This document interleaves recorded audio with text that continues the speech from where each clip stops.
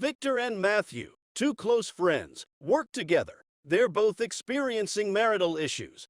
As Matthew is unaware of what is happening with his wife Karen, Victor's wife has filed for divorce. When Karen plans to spend their vacation apart from him and their daughter, he is confused and irritated.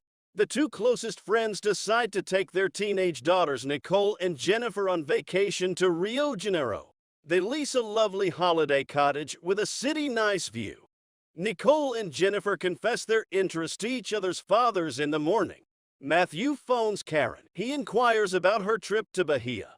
Matthew advises her to remain in Bahia for a long period so he can't see her face even if she seems to be having a good time on her vacation. Later, Victor and Matthew search the shoreline for their daughters. The males come to the realization that this is a beach of peeled melons as more young ladies pass by flashing their melons. But as the girls arrive to greet their fathers without any shirts to conceal their melons, Victor and Matthew are ashamed to see their own daughters embracing this style. After that, the guys go to a pub for drinks while the females go to a happy Brazilian wedding. As Isabella, a lady, captures Victor's attention, Matthew goes looking for the adolescent females. Victor and Matthew's daughters had fun dancing during the wedding festivities. Jennifer, who was spotted by Matthew, undressed and joined the celebration in the water. Jennifer kissed Matthew hungrily, unknowing that Nicole was observing them. She then went into a quiet cove, and Matthew chased her there where she seduced him. Despite Matthew's efforts to rebuff her, they ultimately made love. Jennifer said she was ready for another round when they were done, grinning. The following morning, when Matthew was shaving, Jennifer taunted him, leading him to cut his cheek. He wanted them to behave as if nothing had occurred the previous night. Jennifer agreed to this, but on the condition that Matthew must first kiss her. Jennifer joined her father and Nicole for the morning meal, but when her father notices shaving cream on her face, Jennifer tells him it was whipped cream. Matthew feels uncomfortable when he joins for breakfast since Jennifer taunts him in front of her father. Afterward, Matthew and Victor conversed about their daughters while preparing dinner. Victor proudly announces to Matthew that because he and his daughter made a pact that she would tell him before losing her virginity, Jennifer is not allowed to use birth control. Surprised, Matthew's face suggests that the task has already been completed. In any case, we find out that Jennifer gave her virginity to Matthew. Just before supper, Nicole departs to see a friend. Victor informs Matthew and Jennifer that he will meet Isabel after dinner, leaving them on their own, which bothers Matthew. Matthew advises Jennifer to leave this relationship, but his willpower succumbs to her seduction, and they satisfy their desires. Jennifer even reveals to him a dream of marrying him. The next day, Jennifer encounters a spiritualist lady who counsels her to make sacrifices to a goddess and asks her desired partner to wear a necklace with a symbol of fertility. On the beach, Jennifer puts the necklace around Matthew's neck to win his loyalty. She then pressures him to inform Victor about their relationship. Despite his affection for Jennifer, Matthew claims that the relationship is done. The following day, Matthew listens in from his room when Jennifer confesses to Victor about her affair with a married person. As Victor inquires about the person's name, Matthew hurriedly packs up and gets ready to go, which upsets Victor.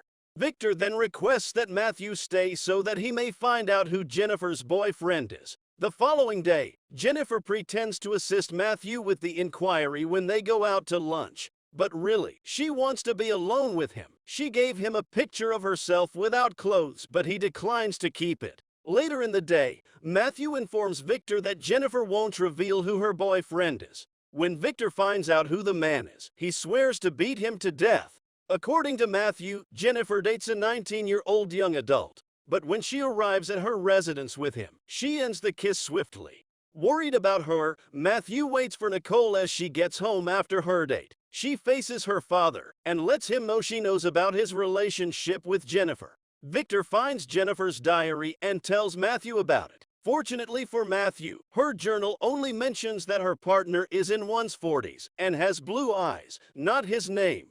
Matthew feels reassured. Jennifer is convinced by Nicole to be honest with her father in order to prevent things from getting too complex. On the flip side, Jennifer claims that her father won't comprehend their relationship. Over dinner, Victor suspects their neighbor, Eduardo, whose name Jennifer tries to give to her father. Matthew is forced to admit his guilt in order to protect the man from Victor's wrath. Surprised, Victor is unable to harm his closest buddy as he had vowed.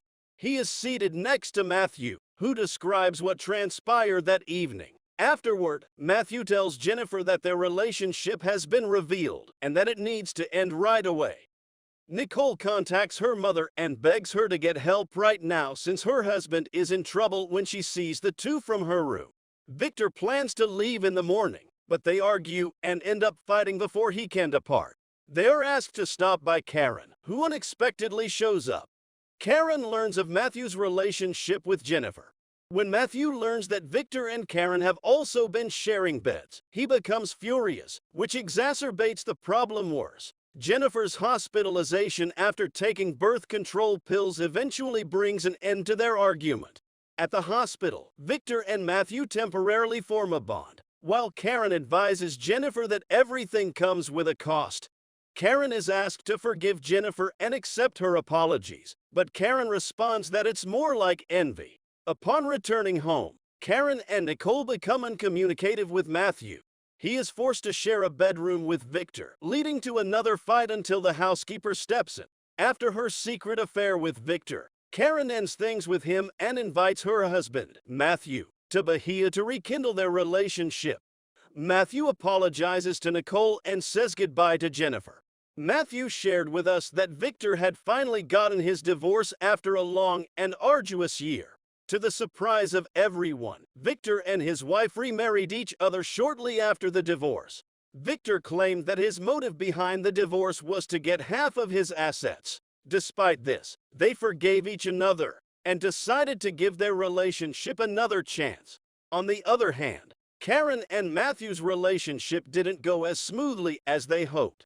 Although they didn't have a fairy tale ending, they were grateful for any form of happiness they could get. Matthew believes that they were only a few months away from living happily ever after. But life often has other plans. Despite the obstacles they faced, he is confident that they will eventually reach their happily ever after. Matthew's philosophy on life is that it's too short to waste on regrets. He believes that it's important to live life to the fullest and make the most of every opportunity. In his opinion, if you get a second chance to be young again, you should take it without hesitation. Life is a journey, and it's up to you to make the most of it.